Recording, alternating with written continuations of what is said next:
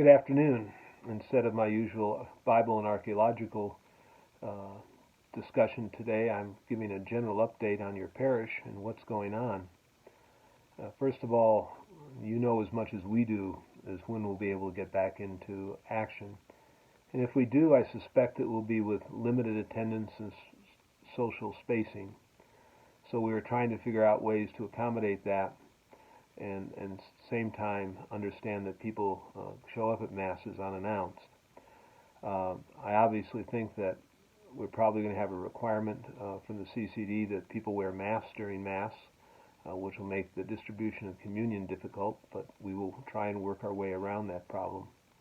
We also may, if we have to, change our Mass schedule a bit so that we have more time between Masses to clear the space out, and maybe to have double Masses at the same time in order to have more room for people, like some in the hall and some in the church. Confessions are difficult because I don't believe that we'll be opening the confessionals because of their limited space and breeding ground maybe for this virus, but we'll work on something. I suspect what we'll do is ask for people, once we are released to do it, to make appointments and space themselves in the church, and the priest will probably have to sit some distance from them, but in a place where there's at least some type of confidentiality to do that. In the meanwhile, make a perfect act of contrition when you can, and then confess the mortal sin you may have on your soul later, but I'm convinced your sin will be forgiven you. The second thing I'd like to talk about is our religious education department and our First Communion classes, our confirmation classes, and our adult baptisms and adult confirmations. Again, you're in a position to know as much as we know. My suspicion is if there's very limited opening of the economy, it will not involve churches. They'll probably limit churches to 10 or 15 people, more or less. But we'll cross that bridge when we get to it. What I'm thinking is that we may delay First Communions till next year and have a joint communion class. Don't worry, the kids have already done their education or finished. Or we might have a First Communion sometime in the fall if God helps us and this thing goes away. If not, we may be looking at next year for that. And the same thing with confirmations. The preparation will all be done. People won't have to repeat what they've done, but we'll have to look into that to see what we can do. You know, this parish is very active with its organizations, and I don't know when organizations will be able to meet. My suspicion is that the original opening order will limit us to 10 people or 20 people at a time, and with social spacing and with Mass.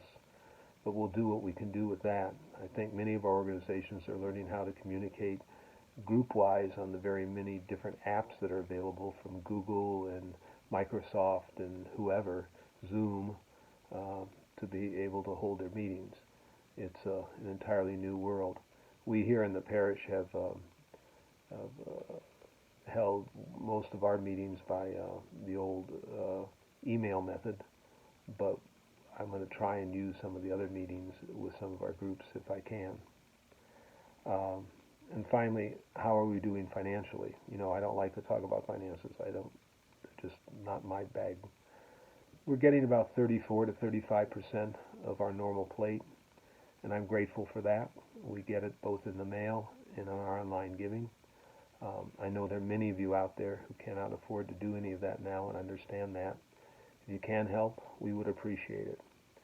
We are not in dire financial straits. We have reserves, obviously, and as part of that reserve program, we've continued our acts of charity. You know, I think it's a large part of being a good parish is to share with those who have so much less than we do. And so we've continued to help poor parishes. We've continued to fund a semi-load of food over to Casa Maria, since we can't make the sandwiches here, but we send all the fixing and everything we ordered straight to Casa Maria through our food vendors. We continue to help Food Bank with checks, and we have made a sizable donation to the Catholic Foundation for a special fund for poor parishes, in addition to the poor parishes that we help out directly. I think that's about everything. I hope you and yours are well. I've tried to keep this short so that we don't run out of attention span. Know that your priests are doing well. We're praying very, very hard for you. If we look confused, it's because the whole world is confused right now. It's hard to know what's going on. It's a unique situation. Remember that we have all kinds of Sunday liturgy. We have Sunday liturgies on our website, usually put on by 6 or 7 in the morning. We also have talks on our website, and I tend to make this weekly update, sort of like long announcements after Mass, each week, probably a day earlier than I'm doing this one, so that it can go out on our Wednesday flock note with a direct link to it so people can use it. Anyway, I appreciate your attention, and I hope that you and yours are remaining safe. And if you know anyone who needs a phone call or would like a phone call, I've been trying to call as many people as I can, but if you email me at STA, that's S as in Sam, T as in Tom, A as in Apple, 5150 at AOL.com, I will get back to you. I will get back and call that person if you give me their name and number, and be happy to accommodate that. Many of the people have appreciated the fact that we're interested in them, that we're praying for them, and we want to check up on them. Thank you very much.